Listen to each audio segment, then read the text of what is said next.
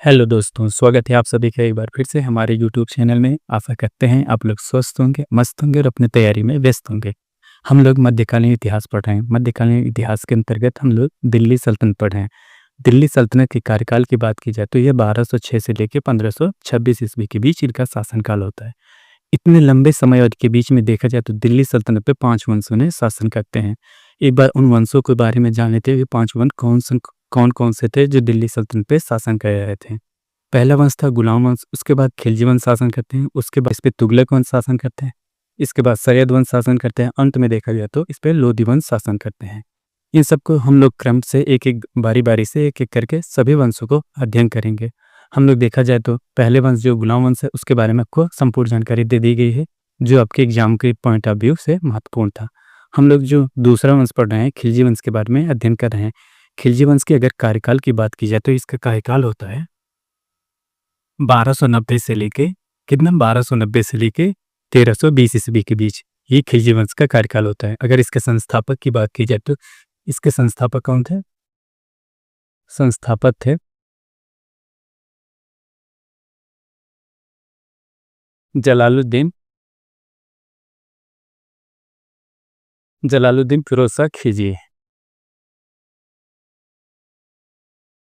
फिरोज शाह खिलजी इसके संस्थापक होते हैं, खिलजी वंश के। और इनके कार्यकाल की बात की जाए तो इनका कार्यकाल था 1290 से लेके 1296 ईस्वी के बीच इनका शासनकाल होता है। कितना होता है? 1290 से लेके 1296 ईस्वी के बीच इनका शासनकाल होता है।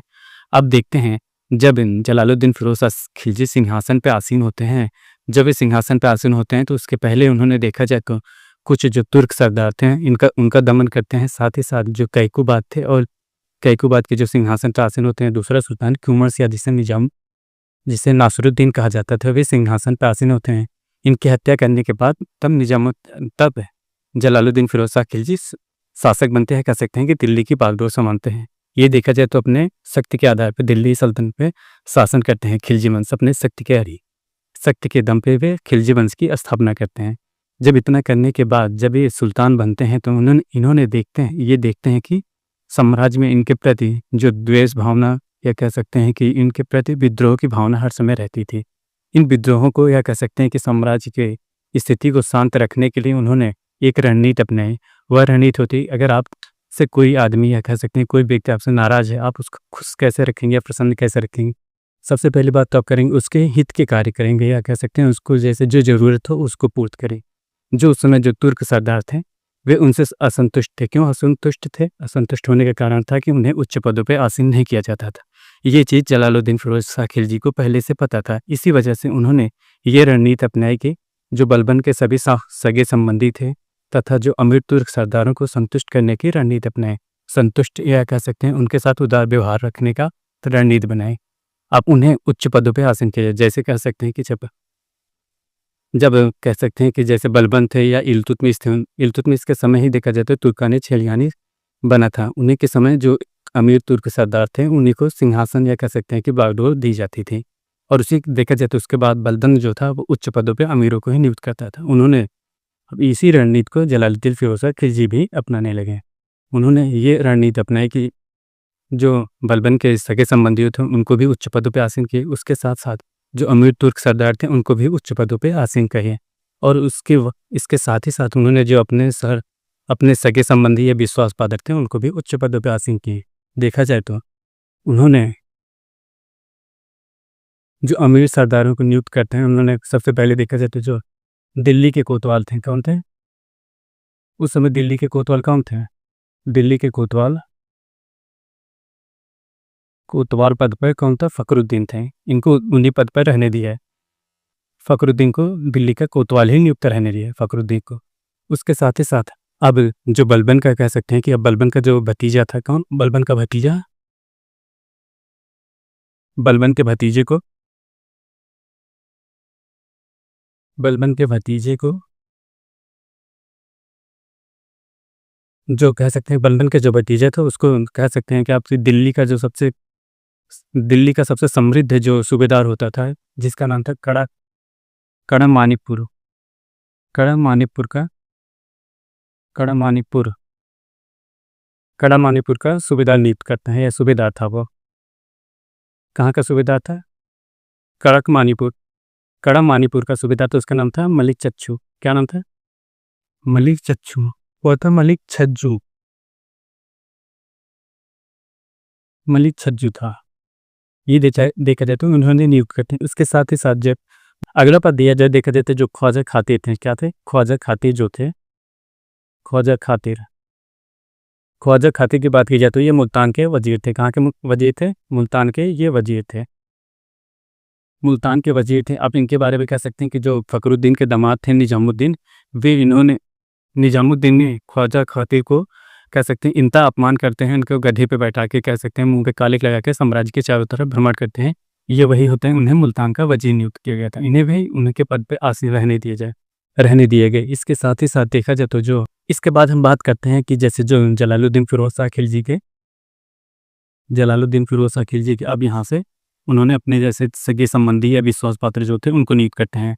उन्होंने अपने सबसे बड़े पुत्र को कह सकते हैं कि कौन सी बातें देखें, अब कर लेते हैं सबसे बड़े पुत्र को खान खाना की उपाधि देते हैं। कौन सी? खान खाना की उपाधि। ये अपने सबसे बड़े पुत्र को देते हैं खान खाना की, और जो दूसरे पुत्र को देते हैं अर्क अली खां। कौन सी उपाधि दूसरे पुत्र को? अर्क अली खां। ये अपने दूसरे पुत्र को उपाधि देते हैं। उसके साथ जो तीसरा उनका पुत्र था, उन्हें उपाधि देते हैं कद्र खां, और अपने तीसरे पुत्र को कह सकते हैं कौन सी उपाधि देते हैं? कद्र खां। यहाँ लिख देते हैं ये दूसरे को और ये तीसरे को। और उसके साथ ही साथ देखा जाए तो जो जलालुद्दीन थे, इन्होंने अपने जो भतीजा था, उनके दो भतीजे थे कह सकते हैं, अलाउद्दीन खिलजी और अल्मास बेग। कौन थे?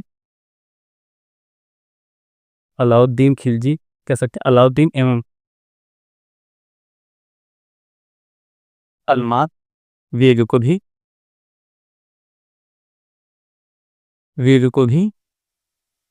उच्च पदों पर आसीन करते हैं। उसके साथ ही साथ जब इनको आसीन करने के बाद जो उनका सबसे छोटा भाई था युगर खां, कौन उसका सबसे छोटा भाई था? युगर खां। खां को कौन सी उपाधि देते हैं? उन्हें सेना मंत्री नियुक्त करते हैं। कौन सा? सेना मंत्री नियुक्त करते हैं। सेना मंत्री को क्या कहा जाता था? आरिजे मुमालिक। क्या कहा जाता था? आरिजे मुमालिक पद पे इनको नियुक्त किया जाता है। ये कौन होते हैं? देखा जाए तो जो जलालुद्दीन के भाई होते थे, युगर खान उनका नाम था, उन्हें आरिजे मुमालिक पद पे नियुक्त करते हैं। उसके साथ ही साथ आप कह सकते हैं, और इनके जो एक विश्वास पात्र कह सकते हैं, आमिर अहमद चप। कौन थे? अहमद चप थे। इनके जो सबसे विश्वास पात्र अहमद चप को आमिर हाजी पद पे नियुक्त करते हैं। किस पे? आमिर हाजी पद पे इनको नियुक्त करते हैं। किसको नियुक्त करते हैं? देखा जाए तो जो दिल्ली का कोतवाल था, उनको उन्हीं पद पर रहने दिया है। उसके बाद जो बर्बन का जो भतीजा था मलिक छज्जू, उसको कड़ा मानीपुर सूबेदार नियुक्त करते हैं। और जो ख्वाजा खातिर थे, इनको मुल्तान का वजीर नियुक्त करते हैं, इनको उसी पद पर रहने देते हैं। उसके साथ साथ जलालुद्दीन ने अपने जो विश्वास पात्र थे, सगे संबंधी थे, उन सभी को उच्च पदों पर आसीन किया है। उनमें देखा जाए तो सबसे बड़े पुत्र को अपने खान खाना की उपाधि देते हैं, दूसरे को अर्क अली खां का उपाधि देते हैं, तीसरे को कदर खां की उपाधि देते हैं।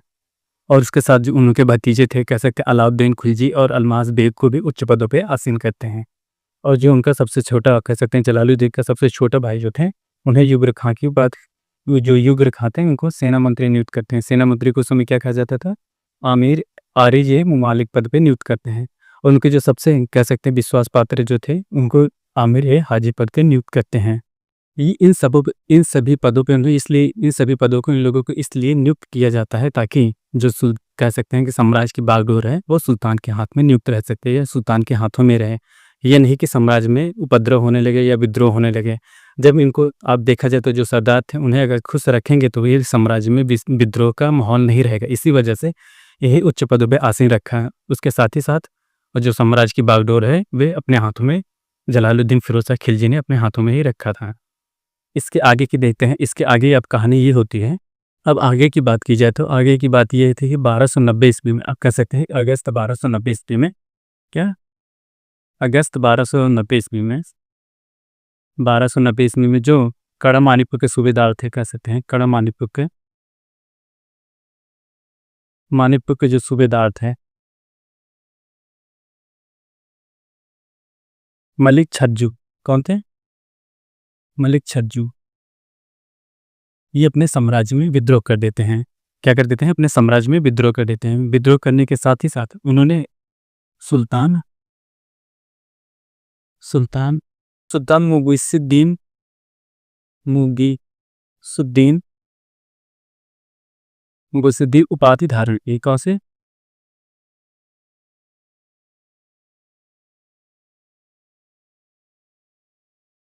देखा जाए तो 1290 ईस्वी में जो कड़ा मानिकपुर के सूबेदार थे मलिक छज्जू, उन्होंने साम्राज्य में विद्रोह कर देते हैं। क्या कर लेते हैं? विद्रोह कर लेते हैं। उसके साथ ही साथ उन्होंने सुल्तान मुगीसुद्दीन की उपाधि धारण करती थी। देखा जाए तो उनके नाम में ही सुल्तान था।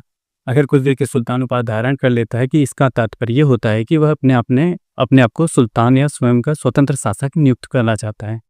अगर देखा जाता है जो सूबेदार होते थे वे स्वतंत्र शासक नहीं होते थे, वे राजा के अधीन होते थे। बस वहाँ एक सर्वा के रूप में उस सूबेदार को नियुक्त करते थे। इस वजह से ये स्वतंत्र नहीं थे। लेकिन इन्होंने जब सुल्तान मुगीसुद्दीन की उपाधि धारण करते हैं, इसी के साथ साथ वे अपने साम्राज्य में, कह सकते हैं जो कड़ा मानिकपुर था, वहाँ पे अपने यहाँ नाम का खुतबा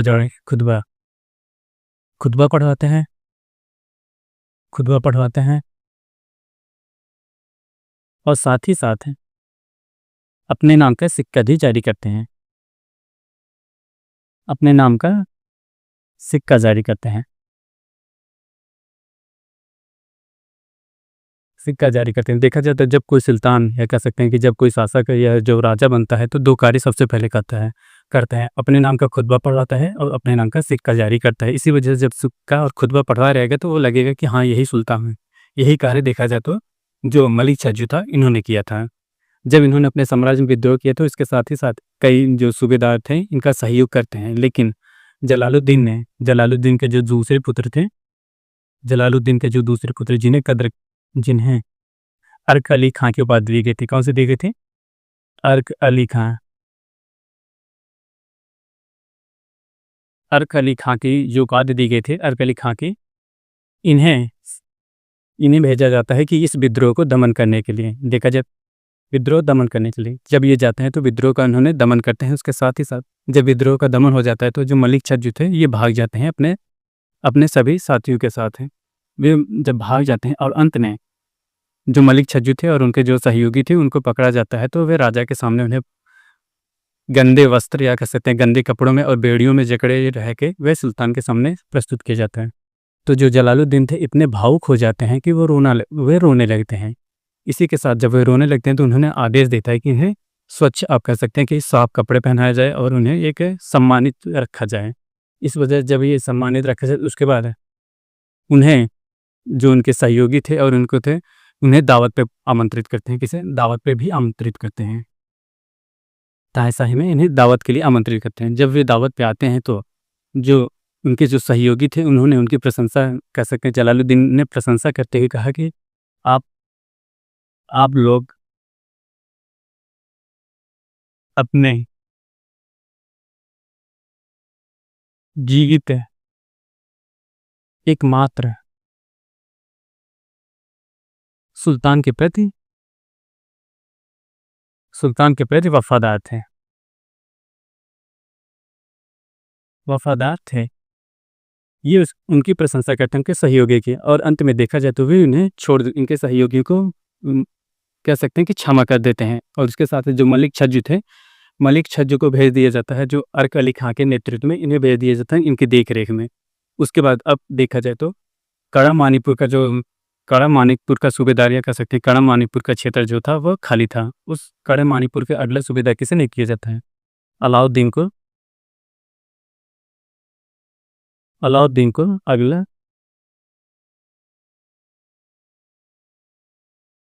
कड़ा मानिकपुर का सूबेदार नियुक्त किया जाता है। अगला कड़ा मानिकपुर का सूबेदार किसे नियुक्त किया? अलाउद्दीन खिलजी को। नियुक्त होने के बाद देखा जाए तो जब इन्हें, कह सकते हैं मलिक छज्जू को इन्होंने जब मुक्त, या कह सकते हैं कि अर्क अली खां के देख रेख में जाया जाता, तब अलाउद्दीन खिलजी और जो आपको बताया गया था अहमद चप अहमद चप जो इनके विश्वास पात्र थे, इन्होंने अलाउद्दीन खिलजी प्लस अलाउद्दीन ने इसका विरोध किया कि इन्हें या कह सकते हैं इन्हें देख रेख में न रखा जाए। तो इस वजह से जब जलालुद्दीन इनको कहते हैं कि अभी मुसलमानों का खून बहाने का वक्त नहीं है, यह कहते हैं किसको, मलिक छज्जू को मृत्यु की दंड या कह सकते हैं मृत्युदंड नहीं देते हैं। इसके आगे देखते हैं।